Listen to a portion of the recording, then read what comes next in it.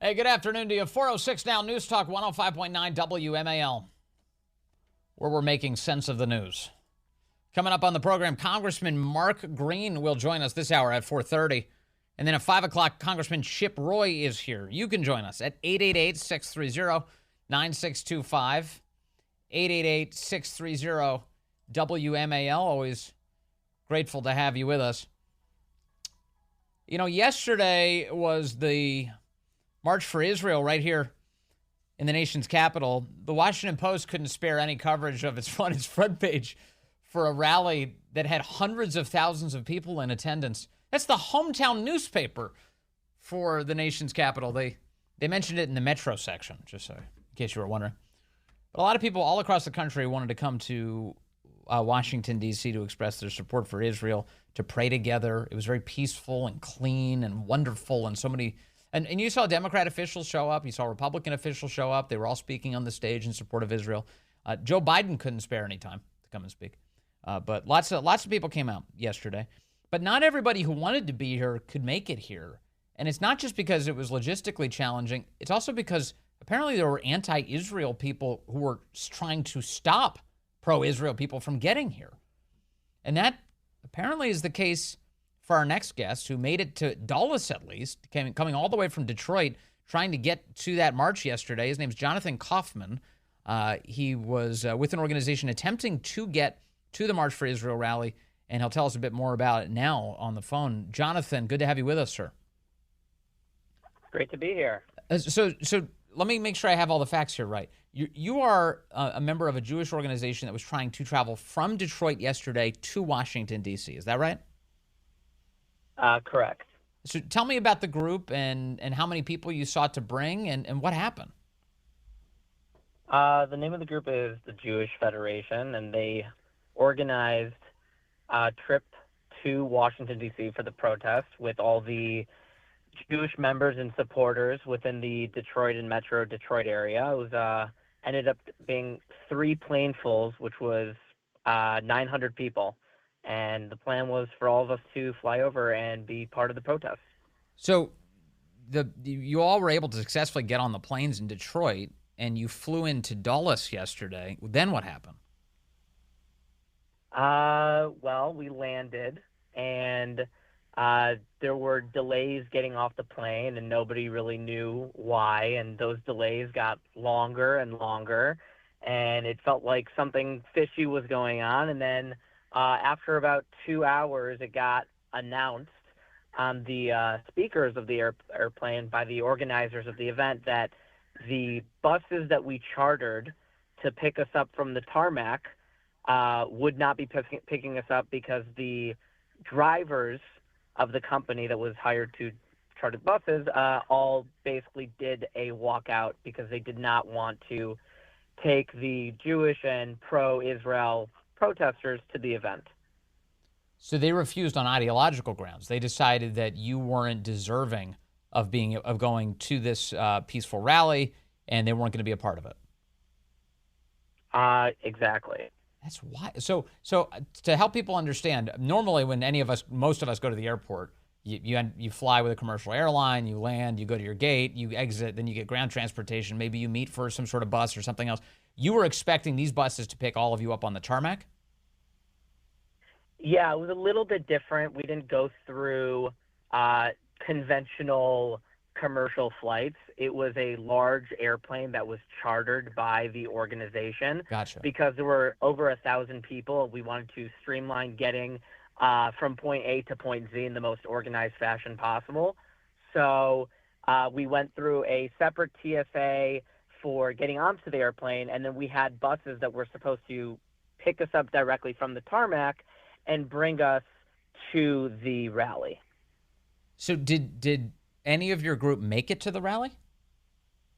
None of our group made it to the rally. Our airplane was stuck on the tarmac for about 8 hours because our drivers never came, so our buses never came, and it's not like we can just order an Uber to the tarmac. There's certain vehicle clearances and with all the airport protocols and securities, they were unable to get new vehicles to transport us to where we needed to go. And also, they couldn't just let 900 people roam on the tarmac and direct them to the airport. So we couldn't. I'm sorry, I didn't mean to interrupt you. I just am curious. How long were you sitting on the plane then, in total? We were on the total from the moment I got on to, Dulles and then back, a long time. I haven't even done the math. Maybe like 12 hours, maybe. You never deplaned in Dulles? You sat on a plane on the tarmac for 8 hours? We very briefly deplaned. There was a moment where actually buses came to the airplane, and we got onto the buses only to find out that there was a miscommunication, and those buses were meant for a different group that was supposed to go to the protest. So I think that was experiencing similar problems. Oh my goodness! So yeah. How did you find out? How did you find out that the bus drivers were refusing you on ideological grounds? To my knowledge, the buses never arrived, and the leaders of the organization, or the chaperones, contacted the company, and they basically told them what happened. To my understanding, they were pretty transparent that what the drivers did. I don't think that it was I don't know if the owners of the charter bus company, which I don't know the name of, had any say in what their drivers did, but I think they were pretty transparent with what happened. So what did you and your fellow passengers, were these all Jewish people, all 900, or most of them? I would say the vast majority. I'm pretty confident that everybody on the plane was Jewish. I can't say for sure. No, that's okay. I was just curious. So what did you think of this when you found out that the bus drivers were like, no, we're not taking Jews to a pro-Israel rally? It was frustrating. At first, I thought that we were going to find a way to salvage the situation. Yeah. But it soon became clear that we weren't going to be going to the rally. And, I wanted to be part of this moment in history. It's a historical moment for our people, for this country, and it's important. And I wanted to show up. And it was slightly frustrating, but at the same time, everybody's spirits were high. Everybody was not overly angry about the situation. We made the best of it. We had our own little rally within the airplane on the tarmac, and we feel that we participated in the cause in our own way. That's got to be so deeply frustrating, though. So you spend all that time on the plane, and you fly right back to Detroit. You spend half a day traveling, sitting on a tarmac, and then going back. By the end of it, I would have been I'd be pretty angry, actually, about what I had just experienced, Jonathan. Were you angry about this?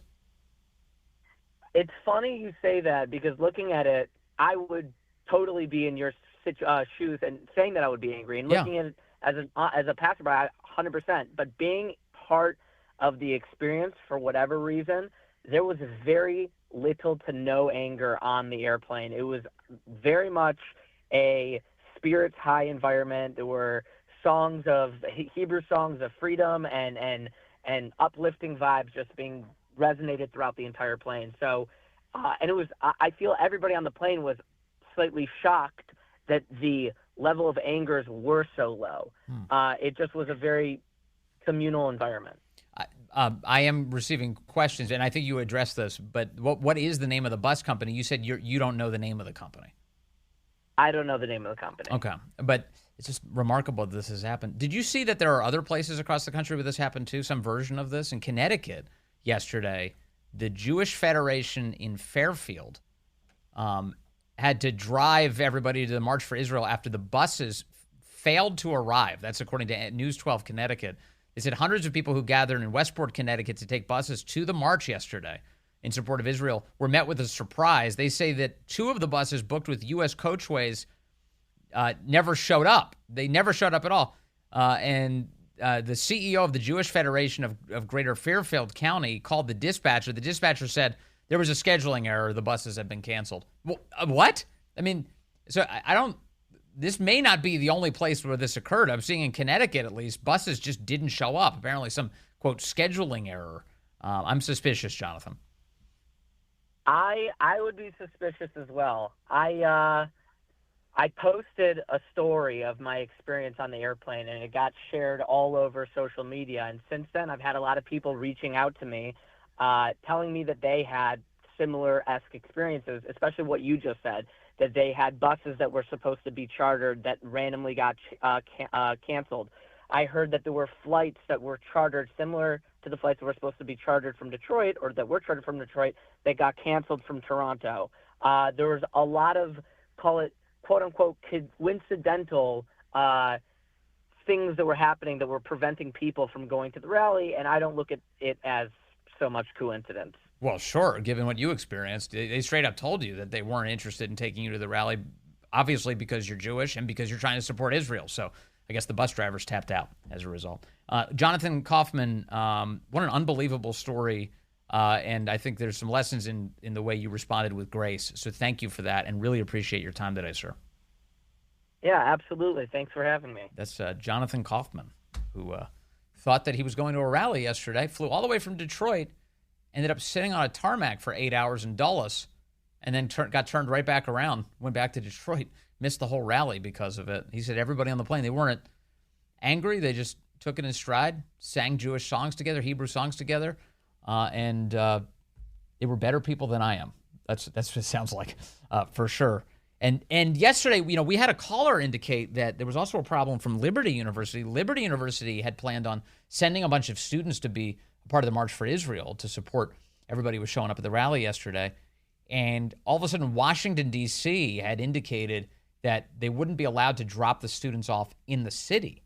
So their bus drop-off location, they were assigned to Alexandria, Virginia, to park, disembark, and then ride the D.C. Metro's Yellow Line for, as Liberty University pointed out later, for 12 miles and 8 stops.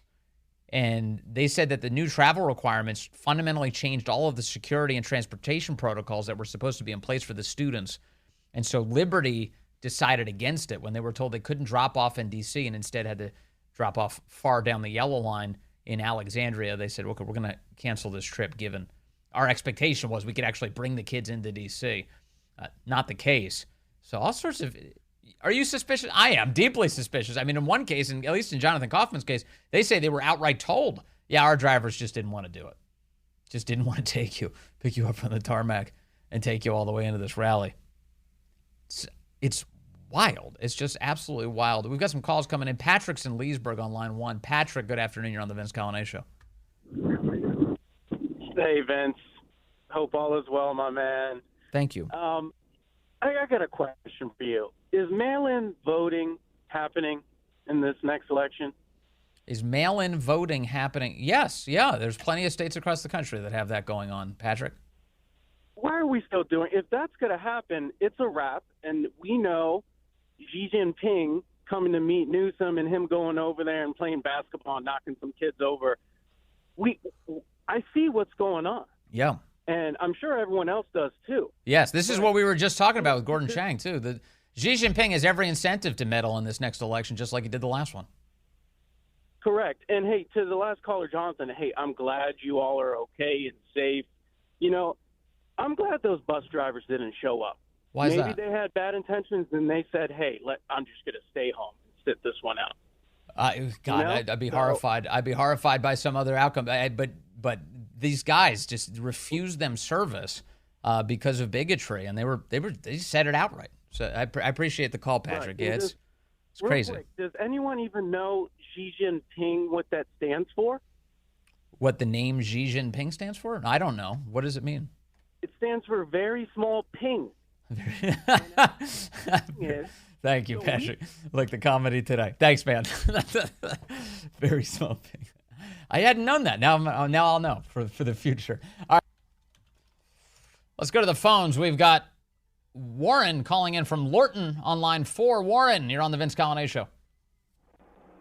Thanks, Vince. Hey, a question for you, or maybe more likely any lawyers in your audience. I'm not one, but transportation companies like the bus companies we were just talking about are regulated by the federal government.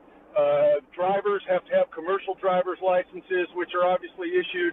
Can they not be held accountable under bias crime statutes, call it a hate crime, whatever the proper term is, they have obviously denied service to people based on their ethnicity. Yes, and I'm wondering if they can't lose their licenses. Yeah, this is a great question. I don't know the answer, but to add to the evidence that you're laying out, this was also an interstate thing. This was meant to be travel from Virginia to Washington, D.C., and presumably it would enhance the federal government's interest in a case like this. The left is always like, hey, bake the cake, bigot. How about take the person who pays for the bus trip into Washington, D.C., bigot? How about that?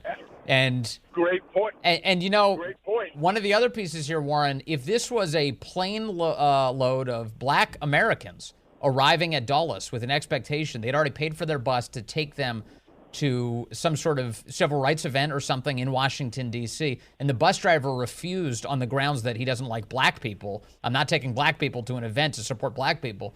What kind of civil rights investigation would have been launched nearly 24 hours ago by the Biden administration?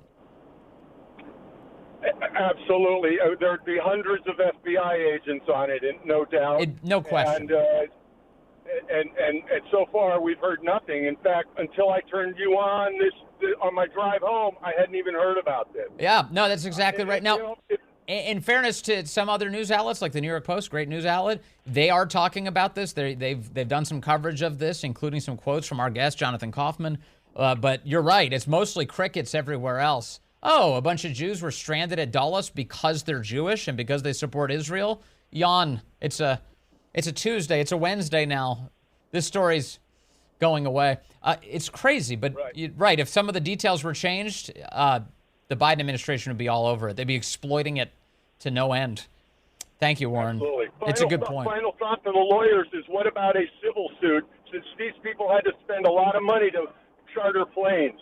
Yeah, there may be some cash in it for you, too, if you want to help out these people who've been wronged by a bus company, again, on ideological, religious, ethnic grounds. Thank you. All right, let's see. Coming up, I've got Mark Green joining us. We're going to talk about the open border. Some testimony today by the people who are tasked with trying to secure it, supposedly. Congressman Green got a chance to ask some questions, and we'll talk about that coming up. Hey there, good afternoon to you. 4:35 here on News Talk 105.9 WMAL, where we are making sense of the news. Coming up, Congressman Chip Roy talks to us about spending. It's out of control in Washington. Who's going to get it under control? Chip Roy's got some ideas. That's ahead. You can join us at 888-630-9625, 888-630-WMAL. Well, congratulations, everybody. We did it again. Customs and Border Protection reports now that 240,988 illegal immigrants at the southern border were encountered during the entire month of October. It's the highest October ever recorded. Bill Malugin at the Fox News Channel handling the news this week on this subject. The Customs and Border Protection also saying that 13 Border Patrol arrests of people on the FBI terror watch list occurred in October. 12 at the southern border, 1 at the northern border. Got to keep your head on a swivel here. In fact, this came up today in a Homeland Security Committee hearing. The audio you're about to hear involves Congressman Mark Green and FBI Director Chris Wray. Take a listen. Those individuals that watch list that we talk about, why do you think in 4 years before this there were only 11 and suddenly there are 294 in the past few years? Why do you think that's so? I can't really speak to that issue. It's not in my lane. I can tell you that the threats that come from the other side of the border are very much consuming all 56 of our field offices, not just in the border states. That's why I made the point. Sure, I agree. If I heard you correctly, what you just said is not every state in the country is a border state now. Is that what you just said? Well, I didn't. I mean, the threats to every state. That way, but the threats that come from the other side of the border are affecting every state. Absolutely. Yeah. How about that? Congressman Mark Green joins us now. He does represent Tennessee in the 7th Congressional District there. He's also the chairman of the Homeland Security Committee. Congressman, good to have you with us. Thank you, sir. Yeah, Vince, thanks for having me on. The numbers are really jarring. You said during the entire Trump administration, only 11 people who were on the FBI terror watch list detained at our borders. We just did 13 in October. Do I have the numbers right here? Yeah, no, that's right. It's 294 since this president came into power, and it was 11 during President Trump. And, obviously these guys feel emboldened that they can come. The border's open, and they know it, and they're coming. And fortunately, we caught the 294. How many of the known gotaways and the unknown gotaways are terrorists? We don't know, and Wray couldn't answer that question this morning. So the FBI director, Chris Wray, of course, we heard him in that audio. He's sitting there in front of you today, and he's saying this is a huge threat. It's consuming all of our FBI field offices. Did he at any point turn to his side and look at Alejandro Mayorkas and tell him to seal the border? No, we of course tried to get him to own that. I asked a question about, Mayorkas saying he didn't understand the drug cartel's strategy after, of course, Mr. Wray, Director Wray's boss, A.G. Garland, said he did only months before, and he didn't take the bait. It's unbelievable. So is it possible for us to get our arms around at all what kind of threat these illegal immigrants, especially those who are on the terror watch list, pose to the United States? What are you learning, Congressman? I think for today, one of the things that we learned, which is shocking and should really scare every American, is that Alejandro Mayorkas has got no policy to detain people when they do get caught on the terrorist watch list. So their policy isn't to detain every single person on the terrorist watch list. They have some screening mechanism they use, which we tried to get him to explain, but he couldn't.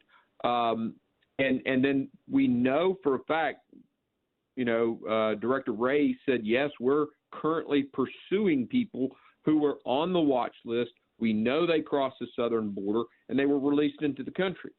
So what Mayorkas is doing is putting every single American at risk, and it's unconscionable. It is unconscionable. So to go back to Chris Wray for a moment, he said that this problem of terror threats coming from our open borders is consuming all of the FBI field offices.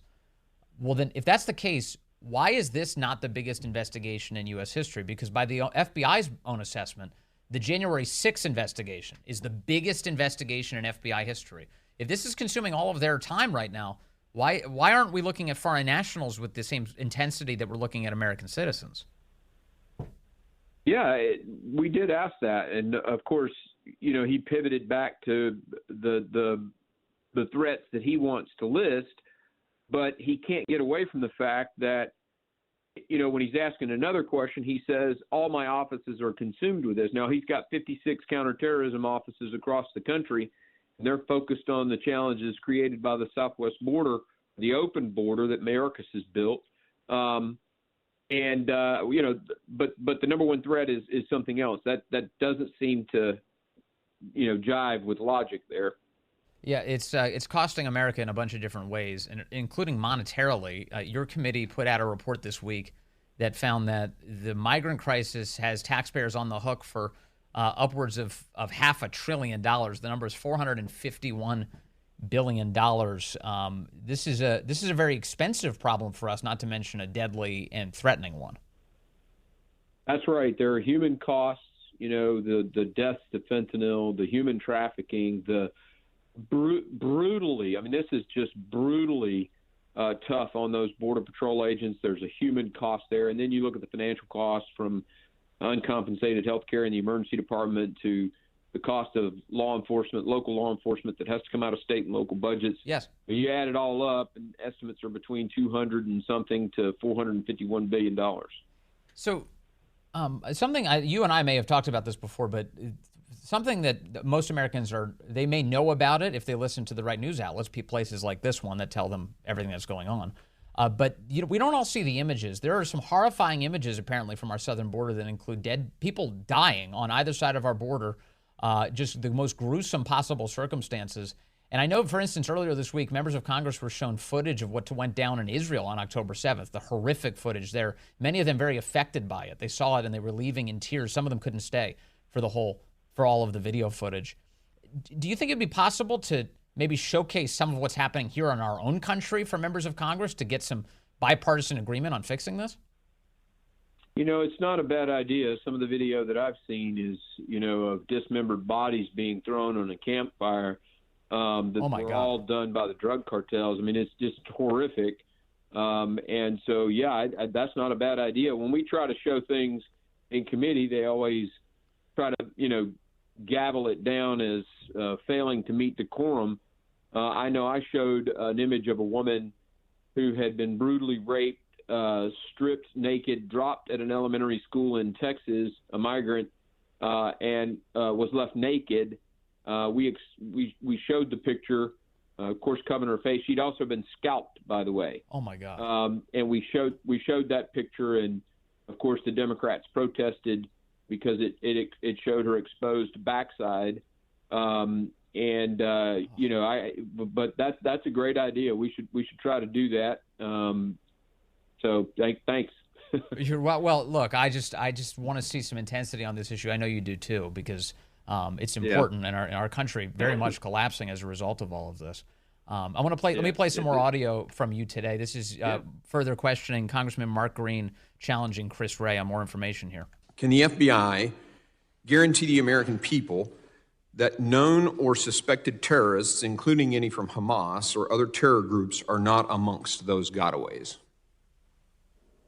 Well, certainly the group of people that you're talking about are a source of great concern for us. That's why we're aggressively using all 56 of our joint terrorism task forces. But there's really no way for you to guarantee that Hamas isn't in those. Well, as you say, there's the unknown unknown and the known unknown. Right. But what I can tell you is that our 56 joint terrorism task forces are working their tails off to make sure that they suss out and identify potential terrorist suspects, whether they're on the watch list or not. On the issue of Islamist terror, in particular Hamas, sir, Congressman Mark Green is who we're speaking with. To what extent are you concerned about that playing out here in the United States? And did Wray convey with any specificity that he's concerned about Hamas threats? Well, he clearly said that the heightened threats from the Middle East, ISIS, Al-Qaeda, of course, Hamas, they've all made, basically calls to harm Americans, really globally, but, also in the United States. They say there is no specific evidence of people who are attempting right now to come and do that. However, there is clearly an increased risk because we're helping their second greatest enemy. We're the big Satan. Israel's the little Satan. And we're sitting here providing military assistance to them in the war against Hamas, which generates their threats against us. So clearly there's huge risk there. And with the open border, with these gotaways in the country, with known or suspected terrorists inside the country being hunted by the FBI, I can't think of a greater risk to the country in the last, 20 years. It's unbelievable. And the FBI, is always tracking some low-level threats, I would imagine, at any given moment. For the FBI director to come out and say that this is of immense concern to him right now suggests that there must be a lot of action going on behind the scenes. There certainly is the threats that have been made in sort of the general call. And you never know with a terrorist cell if that isn't some hidden message, right? Right. So they're out there looking, working very hard to identify any known threats. And as he said, you have the unknown unknowns and the known unknowns. And they're working through all of that to try to make sure they protect Americans. But they've got a tough job because of the failure of Mayorkas at the border. Finally, it's not accidental on Mayorkas' part, right? It's his policies that have been implemented, decisions that he's made. No question. What is it like these days to have Alejandro Mayorkas in front of these committees? If I were you, I'd be done asking questions. I'd just be yelling at him the whole time and say, you should not be in that job. What did he provide any answers whatsoever? No, he is the most, I'm trying to think of a kind way to say this. He is just a very savvy person. He was a prosecuting attorney in Los Angeles.